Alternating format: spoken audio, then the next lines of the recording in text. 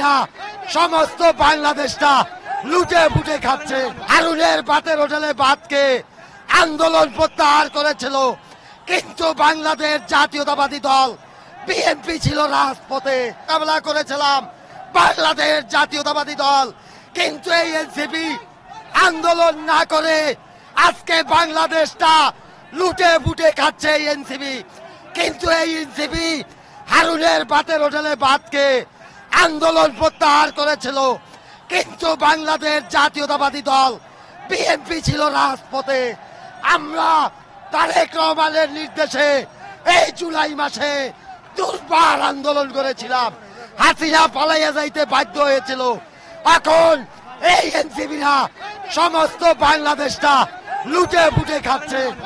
আমাদের এটা হলো আপনাদের মনোবিশ্বাস এবং বিক্ষোভ মিছিল। আমরা দেখিয়ে দিতে চাই যে আজও সারা বাংলায় আমাদের জিয়ার সৈনিকরা একত্রিত আছে এবং সুসংগঠিত আছে। হ্যাঁ, আমাদের এই বাংলায় রাজাকারের ঠাঁই নাই। বংশাল থানা 34 নম্বর ওয়ার্ড ইমাম হোসেন চুন্নু। আপনারা জানেন যে ব্যবসায়িক দ্বন্দ্ব এটারে চাঁদাবাজি লইয়া আমাদের দেশনায়ক তারেক রহমান, আমাদের ভারপ্রাপ্ত চেয়ারম্যান, তাকে নিয়ে যে কুৎসা এবং করা হয়েছে, এর প্রতিবাদে আজকে আমাদের এই মশাল মিছিল এবং বিক্ষোভ। যে আমি মোহাম্মদ নাজিম উদ্দিন আহমেদ, সভাপতি 34 নং ওয়ার্ড, বংশাল, ঢাকা।